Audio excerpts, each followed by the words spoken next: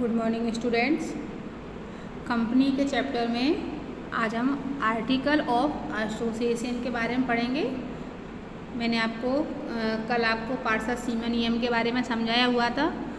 यह कंपनी का दूसरा प्रलेख होता है। आपको मालूम होना चाहिए कंपनी में दो महत्वपूर्ण प्रलेख कौन कौन से हैं। पहला है पार्षद सीमा नियम और दूसरा है पार्षद अंतर नियम, जिसको हम इंग्लिश में बोलते हैं आर्टिकल ऑफ एसोसिएशन। ठीक, आर्टिकल ऑफ एसोसिएशन में हम क्या लिखते हैं इस चीज़ के बारे में समझेंगे, इसका अर्थ हम समझेंगे। पार्षद अंतर नियम का अर्थ, यह कंपनी का दूसरा महत्वपूर्ण प्रलेख है। पहला प्रलेख कौन सा है? पार्षद सीमा नियम, और दूसरा महत्वपूर्ण प्रलेख है पार्षद अंतर नियम। अंतर नियम मतलब कंपनी के अंदर के नियम के बारे में जानकारी। कंपनी के आंतरिक संगठन, प्रबंध, नियंत्रण एवं नियमन के लिए बनाए गए नियमों तथा उपनियमों को इसमें लिखा जाता है।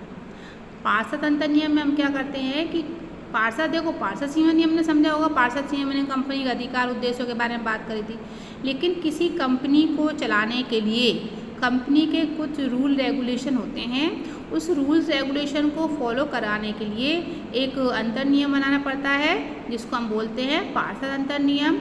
इसमें कंपनी के अंदर काम करने वाले व्यक्तियों की संख्या, प्रबंध और नियंत्रण से संबंधित नियम और कई प्रकार के नियम उपनियमों को उसमें लिखा जाता है। कंपनी जिन जिन रूल्स को फॉलो करती है वो सारी चीज़ें इसमें हम लिखते हैं। पार्षद अंतर नियम बनाने का कारण ये भी होता है कि कंपनी को सुचारू रूप से संचालन करते हुए पार्षद सीमा नियम में वर्णित उद्देश्यों को प्राप्त किया जा सके। यानी जो हमने उद्देश्य पार्षद सीमा नियम में लिखे हुए हैं कि कंपनी की स्थापना किस उद्देश्य से की गई है, उस उद्देश्य को पूरा करवाने के लिए इन नियमों का पालन करते हुए हमें अपने लक्ष्य को प्राप्त करना होता है। यह एक प्रकार का आंतरिक शासन पत्र है। किस प्रकार का है? आंतरिक, जो कंपनी के अंशधारियों, संचालकों के अधिकारों एवं कर्तव्यों को निश्चित करते हुए कंपनी के सदस्य के आपसी व्यवहारों एवं संबंधों को तय करता है। यानी जो पार्षद अंतर नियम जो क्या करता है कि कंपनी में जितने भी व्यक्ति रहते हैं, जैसे अंशधारी हैं, जो शेयर होल्डर रहते हैं कंपनी के, इसके बाद संचालक के क्या क्या अधिकार हैं, इसके क्या उनके कर्तव्य हैं, कंपनी के अपने संचालकों अंशधारियों के प्रति आपस में क्या व्यवहार है, क्या संबंध है, इन सभी चीज़ों को हम पार्षद अंतर नियम में तय करते हैं, लिखा जाता है। इसमें अंशों के निर्गमन की विधि, हस्तांतरण, कंपनी की बैठकों की विधि व्यवस्था संबंधी समस्त नियम लिखे जाते हैं। यानी किस प्रकार कंपनी अपने अंशों को निर्गमन करेगी, किस प्रकार कंपनी अपने अंशों को जब्त करेगी, किस प्रकार मतलब अंशों को निर्गमन करने की जो विधि नियम कायदे रहते हैं, वो सारी चीज़ें हम पार्षद अंतर नियम में लिखते हैं। पार्षद अंतर नियम की परिभाषा, पार्षद अंतर नियम की परिभाषा 3 प्रकार से दी गई है, जिसमें सबसे अच्छी परिभाषा हम कंपनी अधिनियम के अनुसार ही पढ़ेंगे। पार्षद अंतर नियम 2013 की धारा 5 के अनुसार इसमें क्या बताया है? पार्षद अंतर नियम कंपनी के वे नियम हैं जो पूर्व की कंपनी की अधिनियमों तथा नियम के अंतर्गत बनाए गए हैं, जो समय समय पर परिवर्तित किए जाते हैं।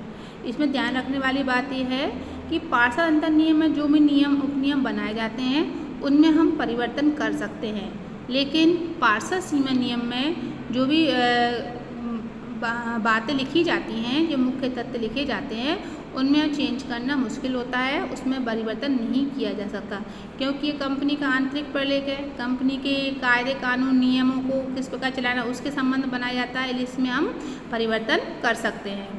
अब कंपनी पार्षद अंतर नियम की विशेषताएँ। पार्षद अंतर नियम की विशेषताएँ में देखिए, यह कंपनी का आंतरिक संगठन एवं प्रबंध का नियंत्रण नियमन करता है। यह क्या करता है? कंपनी के आंतरिक यानी कंपनी के अंदर जो व्यवस्था है उस व्यवस्था को देखता है, मैनेज करता है और उस पर नियंत्रण रखता है। यह पार्षद सीमा नियम द्वारा शासित होता है। यानी पार्षद सीमा नियम को ये पार्षद अंतर नियम फॉलो करता है। ये छपा हुआ तथा पैराग्राफों में विभाजित होता है। यह क्रमानुसार संख्या पर अंकित रहती है। इस पर उन सब व्यक्तियों के गवाह सहित हस्ताक्षर होते हैं जिन्हें पार्षद सीमा नियम में हस्ताक्षर किए, यानी उसमें पार्षद अंतर नियमों को भी वही फॉलो करेंगे जिन्होंने पार्षद सीमा नियमों को पर हस्ताक्षर किए हैं। इसमें व्यक्तियों के पते और व्यवसाय भी दिए जाते हैं कि अंशधारियों के क्या पते हैं और कौन किस संबंध में व्यवसाय कर रहे हैं पार्षद अंतर नियम में। अब हम पढ़ेंगे पार्षद अंतर नियम में दी जाने वाली मुख्य बातें। पार्षद अंतर नियम में क्या क्या लिखा रहता है उसके संबंध में हम डिटेल वाइज पढ़ेंगे। इसमें पहली बात है अंश संबंधी बातें। अंश के संबंध में कंपनी क्या की जो पूंजी होती है ना वो अंशों में बटी होती है। अब अंशों में किस प्रकार उसका निर्गमन किया जाए, किस प्रकार पूंजी कलेक्ट की जाएगी, उस संबंध में हम ये पढ़ रहे हैं। पहला पॉइंट है विभिन्न प्रकार के अंशों या अंशधारियों के अधिकारों का विवरण। सबसे पहले हम जो अंश होते हैं, जैसे अंश लगभग 2 प्रकार के होते हैं, पूर्वाधिकार अंश और समता अंश। उनके क्या क्या अधिकार रहेंगे उनके बारे में जानकारी रहती है। कंपनी की अंश पूंजी की कुल राशि तथा अंश पत्रों में उस पूंजी का विभाजन, यानी कंपनी को अंशों से जो प्राप्त पूंजी कितनी है उसके बारे में जानकारी दी रहेगी और उस अंशों की राशि को हमने कहाँ कहाँ बांटा हुआ है, उसका विभाजन कितने अंशों में किया हुआ उसकी जानकारी। अंशों का मूल्य एवं संख्या, अंशों यानी कंपनी के अपने अंश का मूल्य कितना रखेगी वो तय करना है इस नियम के अंतर्गत, और कितने अंशों का वो इशू करेगी, ये सारी चीज़ें यानी अंशों के संबंध में। इसके बाद न्यूनतम अंशों के विक्रय की सीमा, कंपनी कितने अंशों को बेच सकती है उसकी एक लिमिटेशन जो होती है वो उस चीज़ में लिखी जाती है। अंश पत्रों के आवंटन की विधि, कंपनी द्वारा जब अंशों को निर्गमित किया जाएगा तो किस प्रकार उनको आवंटित किया जाएगा अंशों को, वो सारी चीज़ें इसमें दी रहती हैं। अंशों की याचना राशि या याचना विधि, यानी कंपनी को जब अपने अंशों की राशि प्राप्त करनी हो तो किस प्रकार वो कितनी याचना रखेगी, प्रथम याचना में पैसे मंगवाएगी अंशों के, या द्वितीय याचना या अंतिम याचना तक कॉल करेगी। अंशों के हस्तांतरण की विधि, जब कंपनी को अपने अंशों का हस्तांतरण करना है तो उसका विधि क्या होगी, ये सारी जानकारी हमको पार्षद सीमा नियम में लिखी रहती है। अंशों के जब्त करने एवं उनके पुनर्गठन की प्रणाली, अंशों के जब्त करने का मतलब क्या होता है कि जब कोई अंशधारी जिसने कंपनी के शेयर खरीदे हैं और उन शेयरों की राशि चुकाने में वह असमर्थ है, पूरी राशि नहीं चुका पा रहा है, तब कंपनी क्या करती है उन अंशों को जब्त कर लेती है जितने कंपनी ने दिए हुए थे। अब उन जब्त किस प्रकार करेगी और जब्त किए अंशों को कंपनी फिर किस प्रकार बेचेगी, वो सारी चीज़ों की जानकारी इसमें रहती है। इसके बाद है अंश पूंजी के पुनर्गठन की विधि, जैसा कि अभी हमने समझा ना, पुनर्गठन मतलब किस प्रकार उनको फिर से बेचे जाएं। अंश पूंजी की अभिवृद्धि एवं संकुचन, अभिवृद्धि मतलब यह है कि जितने कंपनी ने अंश शेयर किए हैं वो सारे खरीद लिए गए हैं और कंपनी की रेपुटेशन अच्छी है तो उसमें और अधिक अंशों के लिए खरीदने के लिए आवेदन आ जाएं, उसकी जानकारी। संकुचन मतलब ये होता है कि कंपनी ने मान लो 10,000 शेयर बेचे हैं मार्केट में, लेकिन उसको जनता उन अंशों को खरीदने में इंटरेस्टेड नहीं है, उसने केवल 10,000 की जगह 8,000 ही आवेदन आया है, तो ये क्या हो गया, कम हो गए, मतलब संकुचन हो गया। तो ये सारी चीज़ें इसमें हम लिखी जाती हैं। अंशों के विक्रय पर दिया जाने वाला कमीशन, तो ये सारी चीज़ें अंश संबंधी बातें हो गई कि अंश कितने प्रकार के रहेंगे, अंशों को किस प्रकार पूंजी में बांटा जाएगा, अंशों को कितनी पूंजी में आवंटित किया जाएगा, याचना कितने प्रकार की रहेगी, अंशों को हम हस्तांतरण किस प्रकार करेंगे एक शेयर से दूसरे शेयर को होल्डर को, अंशों को जब्त कैसे किया जाएगा और जब्त किए गए अंशों को हम बेचेंगे कैसे, अंशों की अभिवृद्धि और अंशों के संकुचन, ये सारी जानकारी हम पार्षद सीमा नियम की अंश संबंधी बातों में पढ़ते हैं। अब दूसरी मुख्य बात क्या है, सभाएं एवं सूचना संबंधी बातें। सभाएं और सूचना संबंधी बातें, इसमें क्या समझें कि कंपनी की सभाओं की सूचना देने की विधि, यानी कंपनी जब मीटिंग करेगी तो उस मीटिंग की जानकारी सबको किस प्रकार देगी, उसका क्या मेथड होगा, वो सारी जानकारी इसमें पढ़ना पड़ेगी। सभाओं के आयोजन विधि, सभाएं किस प्रकार आयोजित की जाएगी, साधारण बैठक कार्यवाही प्रस्ताव कार्यप्रणाली से संबंधित नियम, ये सारे नियम हम पार्षद सीमा नियम में पढ़ते हैं। अब अधिकार संबंधी बातें, अधिकार के संबंध में पढ़ें। सदस्यों को मताधिकार तथा अन्य अधिकारों का वर्णन, यानी जो अंशधारी होंगे, अंशधारी आपको पता है 2 प्रकार के होते हैं, पूर्वाधिकार और समता अंशधारी का। तो ऐसे कितने सदस्य होंगे जो समतांश अधिकारी हैं और जिनको मत देने का अधिकार है, और मत देने का अधिकारों का सारी जानकारी। ऋण लेने के अधिकार एवं ऋण लेने की विधि, किस प्रकार ऋण दिया जाएगा और किस प्रकार ऋण दिया जाएगा, ये सारी चीज़ें। संचालकों के कंपनी के संबंध में क्या अधिकार रहेंगे, क्या कर्तव्य रहेंगे, संचालकों में क्या योग्यता होनी चाहिए, उनकी नियुक्ति किस प्रकार की जाएगी और उनका पारिश्रमिक क्या होगा, प्रबंध के अधिकार और कर्तव्य, ये सारी जानकारी हम पार्षद सीमा नियम में लिखते हैं।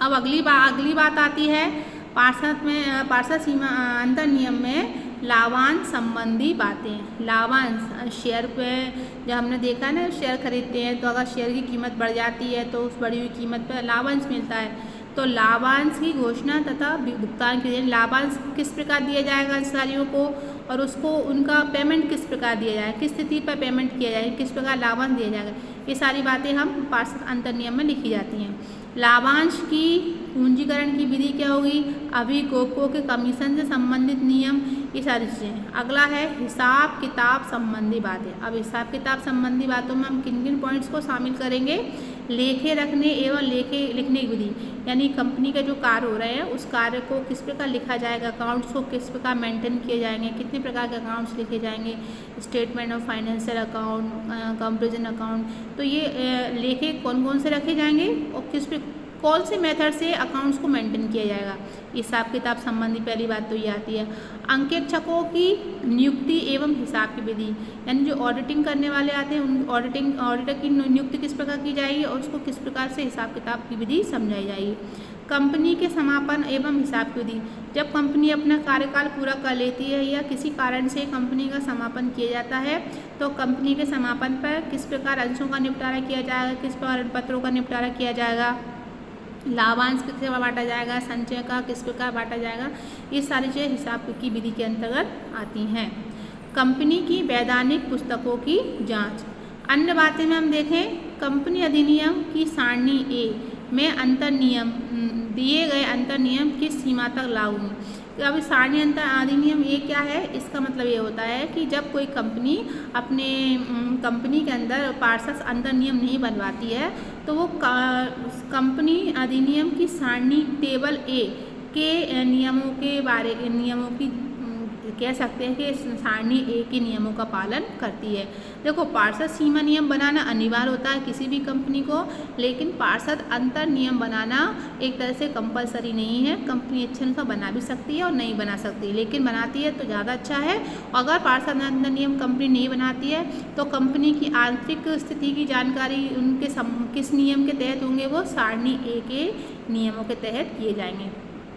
इसके बाद है कंपनी की साब मुद्रा के प्रयोग संबंधी नियम, यानी कंपनी अपनी सील का प्रयोग कहाँ करेगी, किस प्रकार के नियम रहेंगे, उस संबंध में हम बात करेंगे। इसमें कंपनी कार्यालय में संगठन संबंधी नियम और सचिव, कोषाध्यक्ष एवं अन्य अधिकारियों की नियुक्ति विधि, मतलब कंपनी के जब काम करेगी तो इसमें जो संगठन होगा, कर्मचारियों का जो समूह होगा, उसमें किस प्रकार उनकी नियुक्ति की जाएगी, नियुक्ति क्या मेथड होगा, नियुक्ति की अवधि कितने समय के लिए नियुक्त किया जाएगा, उनको दिए जाने वाले वेतन या पारिश्रमिक क्या होगा, कंपनी के व्यापार एवं आंतरिक प्रबंध और संचालन संबंधी नियम, मतभेद की स्थिति में पदों की नियुक्ति संबंधी नियम।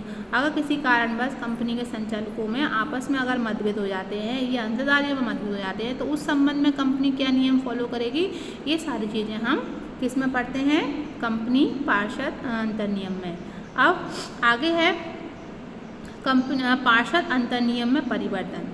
अब परिवर्तन में क्या पढ़ेंगे, यदि कंपनी अपने अंतर नियमों में परिवर्तन करना चाहती है, अगर कंपनी अपने रूल रेगुलेशन को बदलना चाहती है तो किस प्रकार कर सकती है, उसके संबंध में बात कर रहे हैं। तो वह एक साधारण सभा में विशेष प्रस्ताव पास करके सरलता से परिवर्तन कर सकती है, किंतु यह परिवर्तन कंपनी अधिनियम एवं सीमा नियम का उल्लंघन ना करे। मतलब जो भी प्रस्ताव पारित करना है, जो भी नियमों को बदलना है, वो एक सभा बुलाकर उसमें एक अधिनियम प्रस्ताव पास करके उस नियम को बदल सकती है, लेकिन उस नियम के संबंध में क्या बताया गया है कि सीमा नियम में कोई भी चेंज नहीं होना चाहिए, कोई हस्तक्षेप नहीं होना चाहिए। इसके बाद बताया गया है यह परिवर्तन सामान्य हित में सद्भावना से किया जाना चाहिए। परिवर्तन कब किया जाना चाहिए, जब सबकी सहमति हो और सबों के हितों के बारे में सोचा जाए। इस परिवर्तन की सूचना 15 दिन की अवधि में कंपनी रजिस्ट्रार को दे देना चाहिए। जब भी ये परिवर्तन किया जाए तो कंपनी रजिस्ट्रार जो ऑफिस होता है उसमें पार्षद अंतर नियम में जो परिवर्तन किए गए हैं उसकी सूचना 15 दिनों के अंदर पहुंचाना अनिवार्य रहती है। तो ये सारी चीज़ बेटा हमने पढ़ी थी पार्षद अंतर नियम में कि पार्षद अंतर नियम क्या होता है, पार्षद अंतर नियम में किन किन बातों को लिखा जाता है, विस्तार से हमने पढ़ा था। इसके अलावा पार्षद सीमा नियम भी आप पढ़ चुके हैं। अब आगे हम पार्षद सीमा नियम और अंतर नियम में अंतर पढ़ेंगे। ये महत्वपूर्ण दस्तावेज और इम्पोर्टेंट टॉपिक भी आपको बिजनेस समझने के लिए, अगर कंपनी के बारे में आप जानते हो तो कंपनी के बारे में अगर समझना है तो इन दोनों प्रलेखों के बारे में आपको समझना एक तरह से अनिवार्य हो जाता है, जब भी हमको कंपनी की पूरी जानकारी प्राप्त होगी।